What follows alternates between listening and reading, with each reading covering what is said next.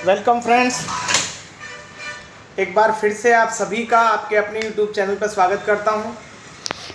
साथियों, स्वास्थ्य कमज़ोर होने की वजह से पिछले कुछ टाइम से मैं आप सभी को ना कोई वीडियो दे पाया, ना आप लोगों को कोई रिप्लाई कर पाया। उसके लिए क्योंकि एक्चुअल में मैं खुद फिट नहीं था, तो खांसी, जुकाम, फीवर कुछ ऐसा था कि जिसकी वजह से मुझे लगा कि मैं प्रॉपरली बोल भी नहीं पा रहा था, तो इसलिए मैं आप सबके साथ बात नहीं कर पा रहा था। तो उसके लिए मैं असमर्थ था, तो जिन साथियों का रिप्लाई नहीं कर पाया उनके लिए I am really very sorry.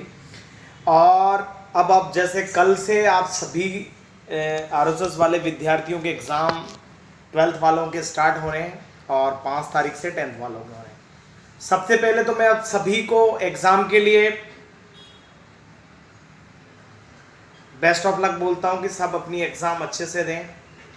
इसमें भी बहुत सारे बच्चे कहेंगे कि सर काई का बेस्ट ऑफ लक, हम एग्ज़ाम देना ही नहीं चाह रहे थे, हमें तो आप प्रमोट करवा रहे थे। देखिए साथियों, जब जैसी परिस्थितियां होती हैं इंसान को उसके हिसाब से अपना माइंडसेट चेंज करना चाहिए। उस समय की परिस्थितियां ऐसी थी कि आपको प्रमोट किया जा सकता था, इस तरीके के हालात थे। अभी हालात ऐसे नहीं है कि जहां हम इस चीज़ पर डिस्कशन करें। अभी हमारे सामने एग्ज़ाम है तो हम एग्ज़ाम की बात कर रहे हैं। तो मैं आप सबसे कि आप सब ही एग्ज़ाम के लिए प्रॉपर तरीके से अपने एडमिट कार्ड लेके जाएं, साथ में आईडी लेके जाएं, मास्क लगा के जाएं, जिससे एग्ज़ाम में होने वाली असुविधा से आप बच सकें। साथ में ये भी सुनिश्चित कर लें कि आपका जो एडमिट कार्ड है वह ओरिजिनल है या आपने नेट से निकाला है, तो उस पर आपके स्टडी सेंटर के सील और सिग्नेचर होने चाहिए। ये कुछ एक सिंपल सी बातें थी जो एक बार फिर से मैं आपको बता रहा हूँ। और इसके अलावा प्रैक्टिकल रिलेटेड इन्फॉर्मेशन आप अपने सेंटर पर एग्ज़ाम देने के दौरान या एग्ज़ाम से पहले ये कंफर्म करके आएँ कि सर हमारे प्रैक्टिकल का क्या शेड्यूल रहेगा, कब और कहाँ कैसे होगा। एक्चुअल में प्रैक्टिकल का अलग अलग जगह पे अलग अलग टाइम पर प्रैक्टिकल करवाए जाते हैं, तो वो आपके स्टडी सेंटर के अकॉर्डिंग एग्ज़ाम सेंटर पे ही होते हैं। तो एग्ज़ाम सेंटर से आप ये चीज़ भी इन्फॉर्मेशन ले लें। साथ में कुछ एक बच्चों की अभी भी क्वेरीज थी कि सर एडमिट कार्ड नहीं निकल रहे हैं, ना ऑनलाइन निकल रहे हैं, ना ऑफलाइन स्टडी सेंटर पर आया है, ये क्या रीज़न है, ऐसा भी कुछ बच्चों का। तो मैं आपको स्पष्ट कर दूं कि आप अपने स्टडी सेंटर को कांटेक्ट करें। एक्चुअल में होता क्या है कि कई बार आपका स्टडी सेंटर जो ऑनलाइन फॉर्म फिलिंग होता है उस टाइम पर कई बार उसको बाय मिस्टेक ही कहेंगे अपन, बाय मिस्टेक आपका एग्जामिनेशन फ़ीस प्रॉपरली नहीं पे कर पाते हैं वो, या एक्सेस ऑफ वर्क हो सकता है या बाई सिस्टम मिस्टेक, जो भी आप माने, लेकिन वो एग्ज़ाम फीस बोर्ड के अकाउंट में आपकी नहीं डिपॉजिट होने की वजह से आपका एडमिट कार्ड नहीं आया है। ये एक रीज़न, प्रमाणिक रीज़न है, वो यही है। उसमें आपको आपका स्टडी सेंटर या जिनके थ्रू फॉर्म भरा है वो अपने हिसाब से अलग अलग आंसर दे सकते हैं, लेकिन आपको भी ये समझ के ही अब इस चीज़ को एक्सेप्ट करना है कि में ह्यूमन मिस्टेक है, बाई ह्यूमन मिस्टेक ऐसा हो गया है कि आपकी फ़ीस जमा नहीं हुई है और उसकी वजह से मानते हैं कि टाइम आपका लॉस हो रहा है, लेकिन अभी कुछ हो नहीं सकता उस पर। अब तो नेक्स्ट एग्ज़ाम जो होंगी उसी में आपका एग्ज़ाम होगा, तो इसलिए उस चीज़ को मानकर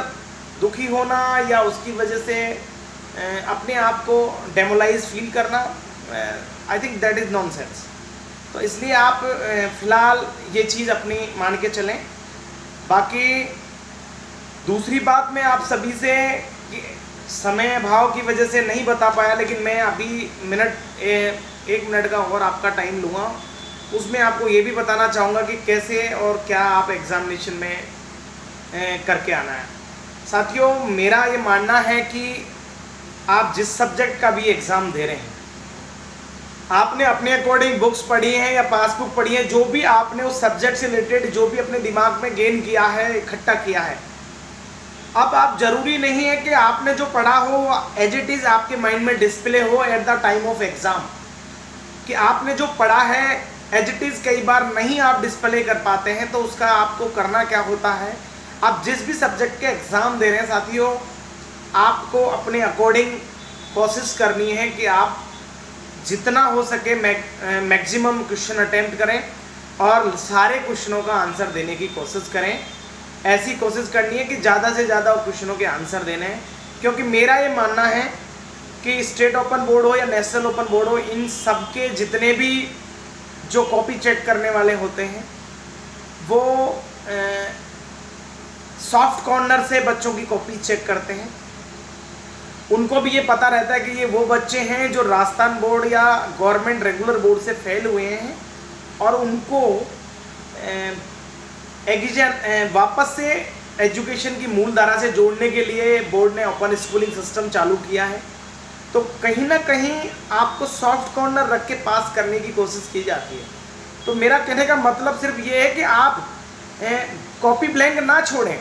कॉपी में अगर आप लिखते हैं तो डेफिनेटली आपके साथ वो जस्टिफाई करने का पूरा कोशिश करते हैं, वो आपको चाहते हैं कि आप लोगों को पासिंग तक पहुंचाया जाए, लेकिन आप तो अपने साथ जस्टिफाई करिए। मेरा मानने का मतलब ये है कि आप कोशिश करें कि आप ज़्यादा से ज़्यादा क्वेश्चन अटेंड करें और आंसर देने की पूरी प्रयास करें। अगर आपका आंसर उससे मिलता जुलता भी है, मैच करता भी हुआ है तो भी आपको नंबर मिलेंगे। इसलिए उसका आप अपने दिमाग की फीलिंग्स के हिसाब से भी आंसर दे सकते हैं और देना चाहिए। इस तरीके से आपको प्रयास करना है। प्रैक्टिकल सबको देना है, कोई भी प्रैक्टिकल में एब्सेंट ना रहे, फाइल वगैरह बना के ले जाएं।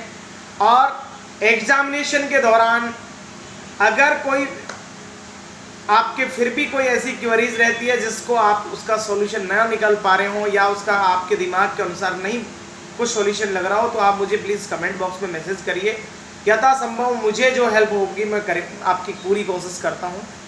थोड़ा स्वास्थ्य अभी भी मेरा नरम ही है, लेकिन फिर भी मैं प्रयास करूँगा कि आपका अगर कोई क्वेरी वास्तव में आंसर देने की, मैंने इस वीडियो में भी बहुत सारे आपके सवाल हैं जिनको कवरअप करने की कोशिश की है।